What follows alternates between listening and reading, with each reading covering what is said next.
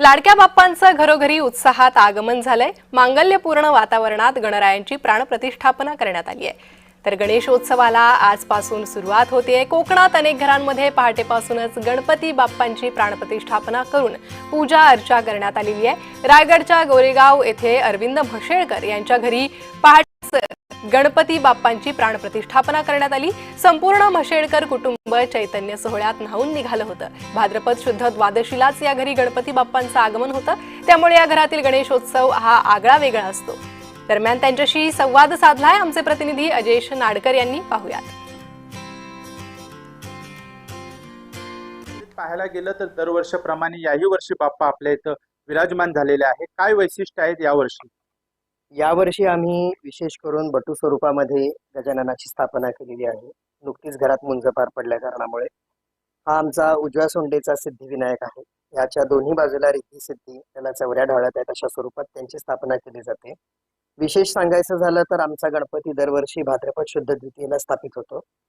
देवाचं श्रींचं मुखावलोकन करून त्यानंतर महागणपती पूजन चंद्रपूजन केलं जातं। उजलेला चंद्र हा श्रींच्या पाटाखाली झाकला जातो।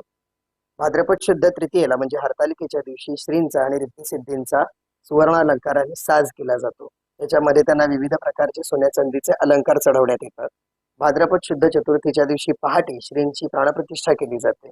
यासोबत पुढे 5 दिवस श्रींचा थाटामाटात उत्सव साजरा केला जातो। आपण पाहिलं तर मोठ्या पद्धतीने वस्त्र अलंकार आहेत, काय याचं महत्व? ही श्रींचीच इच्छा म्हणावी लागेल। आपण पाहिलं तर त्या मानानं यावर्षी आम्ही खूप कमी दागिने चढवलेले आहेत, कारण बटू वेशात असल्या कारणामुळे आणि मूर्तीचं आकार थोडा बदलल्या कारणामुळे बरेचसे दागिने आम्हाला चढवता आलेले नाहीत। पण हे जे काय आहे तो स्वतःच त्याचे तो घडवून घेतो। निश्चितच आपण पाहिलात तर बाप्पाच्या आगमनाने संपूर्ण कुटुंबामध्ये जे पाहायला गेलो तर भक्तिमय आणि आनंदमय वातावरण पाहायला मिळत आहे। अजेश नाडकर, जय महाराष्ट्र न्यूज, रायगड। तर कोकणात गणेशोत्सवाचा हा उत्साह, म्हशेळकर कुटुंबियांचा आगळा वेगळा हा गणेशोत्सव आपण पाहिलाय।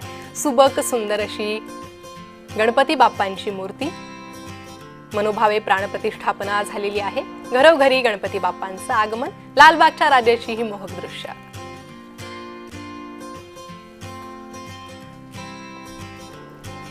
लाडक्या बाप्पांचं घरोघरी उत्साहात आगमन झालेलं आहे। कोकणात हा उत्साह काहीसा निराळाच असतो।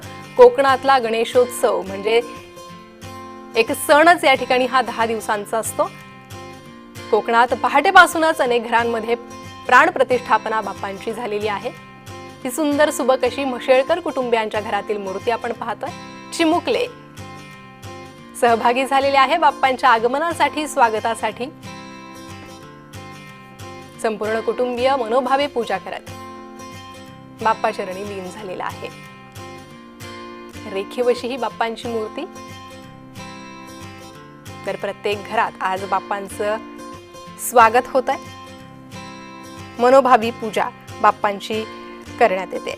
गणरायाच्या येण्यानं सुख समृद्धी शांती आरोग्य लाभतं, सर्व संकटांचं निवारण होतं, बाप्पांच्या आशीर्वादानं यश लाभतं आणि असाच आशीर्वाद सर्व भाविक भक्त गणेश भक्त या आगमनाच्या दिवशी मागत असतात। शास्त्रशुद्ध पूजन झालेलं आहे म्हशेळकर कुटुंबियांच्या घरी आणि बाप्पांचं आगमन झालेलं आहे। सुबक बाप्पांची ही मूर्ती आपल्याला पाहायला मिळते। असाच उत्साह संपूर्ण कोकणात पाहायला मिळतोय। राज्यात देशभरात हा उत्साह पाहायला मिळतोय।